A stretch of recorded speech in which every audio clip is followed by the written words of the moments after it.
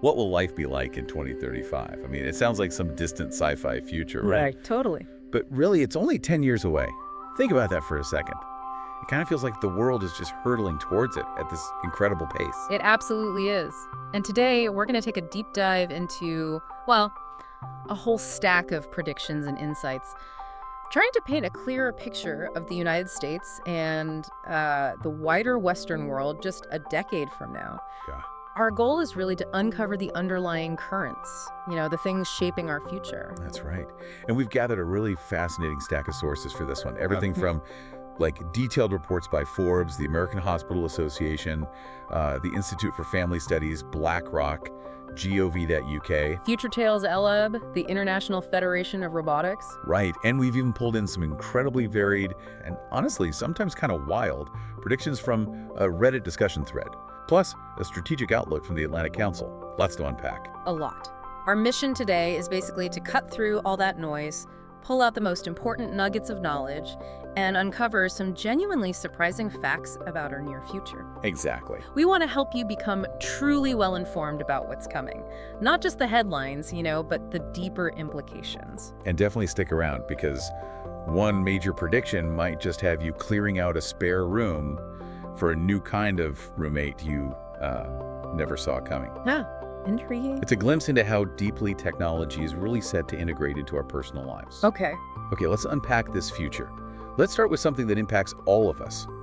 Future of work and the economy. Everyone's talking about AI, right? constantly. Our sources suggest AI is predicted to become, just a normal presence in companies. Yeah. Taking over those intern and junior level tasks and generally handling the mundane stuff. That's right. Future Tales Lab and even that Reddit thread both point to AI absorbing, the routine, less complex activities.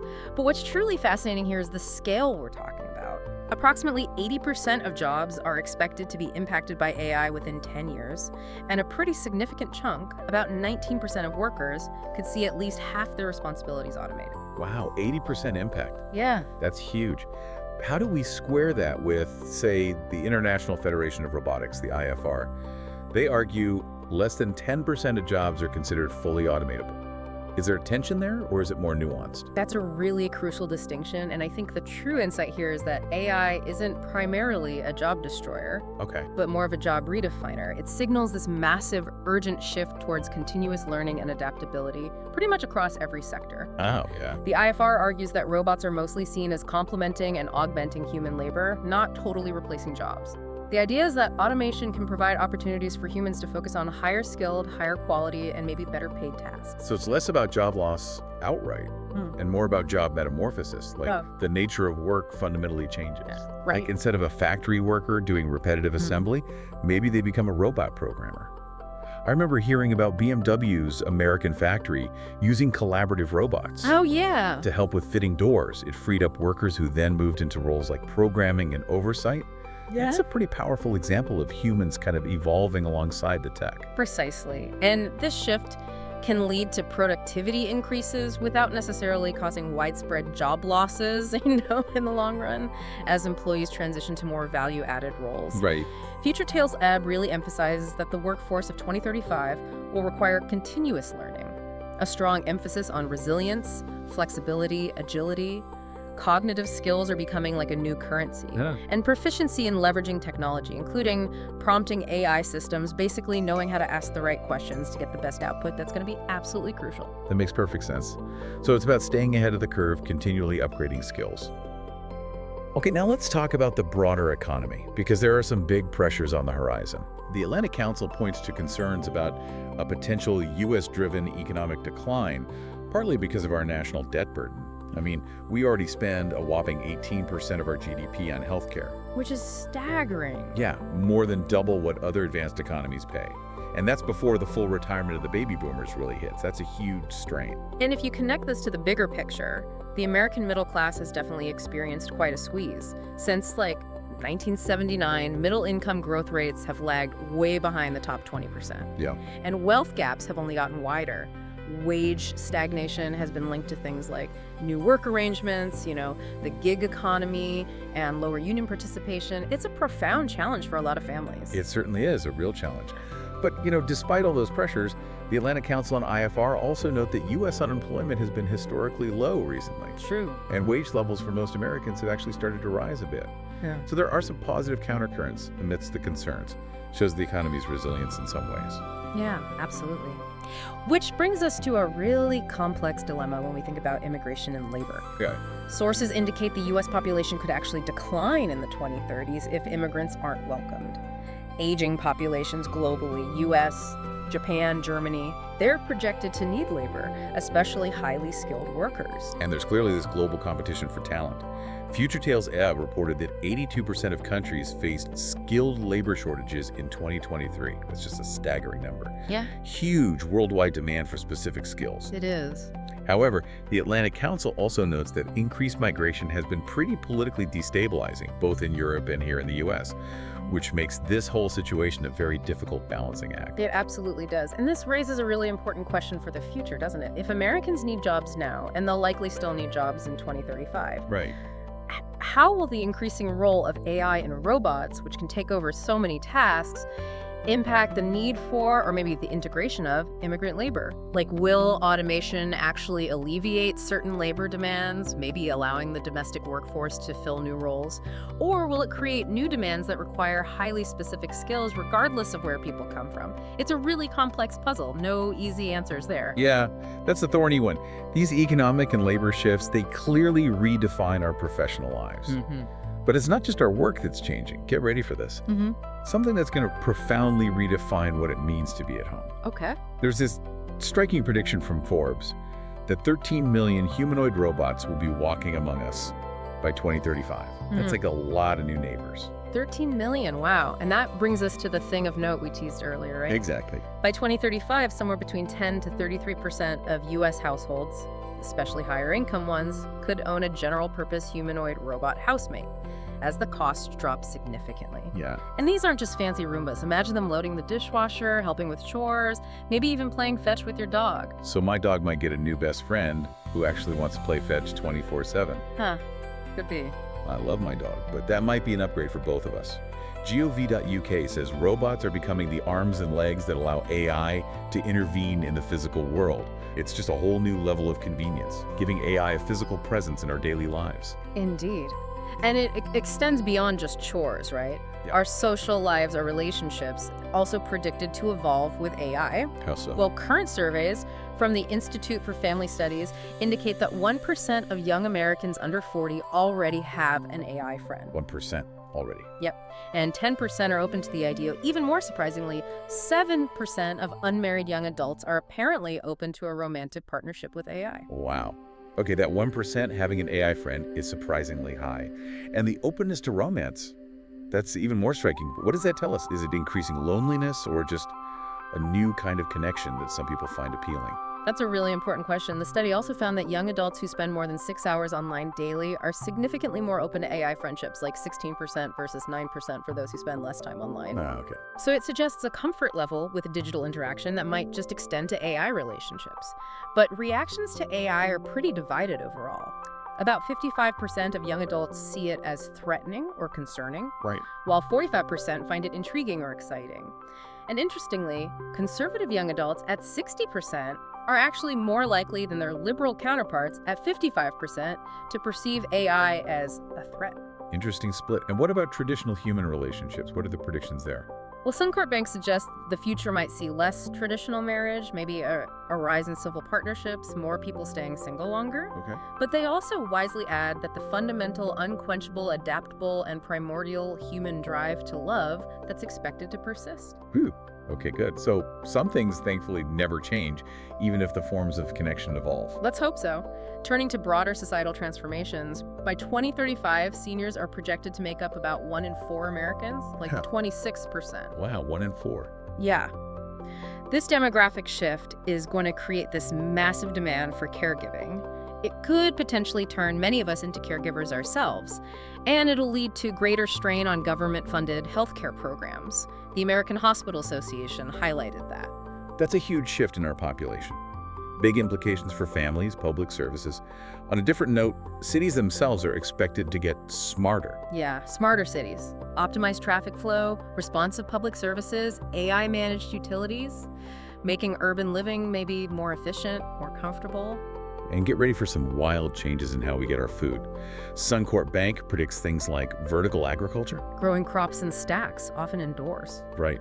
And in vitro clone meat, genetically modified crops, and yes, even insects becoming a popular protein source. Insects. That's a lot to chew on, literally. Literally. And while technology offers all this convenience, it also presents new challenges for our well-being, right? Like what? Digital mental health tools, apps, VR therapy, AI chatbots, they're on the rise.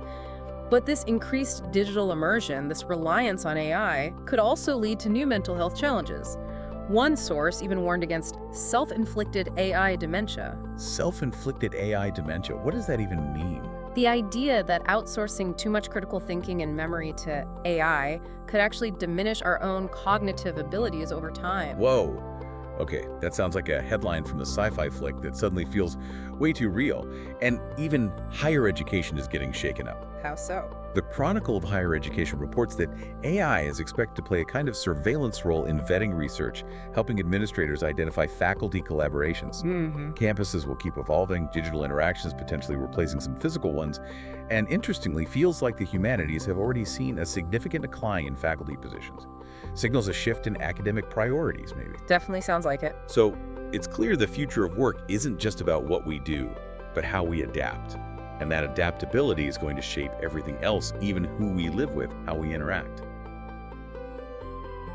Okay, let's zoom out now to the bigger picture. Government, geopolitics, the societal outlook. Right. Our sources indicate that governments are basically going to be in a constant scramble just to keep pace with all this dizzying technological and societal change. And that scramble is complicated by political polarization, which, is projected to continue. Yeah, doesn't feel like that's slowing down. Not really, and it makes it increasingly difficult to agree on large-scale solutions. Some sources, like those contributing to the singularity is coming soon, suggest that movements we see today are expressions of this widespread anxiety due to just too much change. Like people wanting to go back. Yeah, people wanting to return to how things were decades ago. It's kind of likened to future shock. The key insight here isn't just nostalgia, though. It's that rapid technological and social acceleration is really pushing the limits of human psychological and societal adaptation. It's a profound challenge to social cohesion, demanding new ways to manage change at a, human pace. That makes a lot of sense. It really does feel like society's been moving at light speed, and you can feel the anxiety about that pace. And on top of that, there are claims from some of those Reddit sources that foreign adversaries have been conducting large-scale propaganda campaigns on social media for years now. Just this constant battle for hearts and minds, seemingly without end, complicates the political landscape even further. Absolutely, and a huge challenge for governments will be figuring out how to regulate powerful AI while at the same time fostering rapid innovation. That's a tightrope walk. It's a very tricky tightrope walk, control versus progress, and the outcomes of that balance will shape everything from economic competitiveness to national security. Speaking of global dynamics, the U.S. faces challenges from its debt burden, a perceived decline in world leadership. That's definitely raising anxiety about our future economic stability, according to the Atlantic Council. Yeah, it's a major concern for many, especially when you look at rising global competitors. Like China.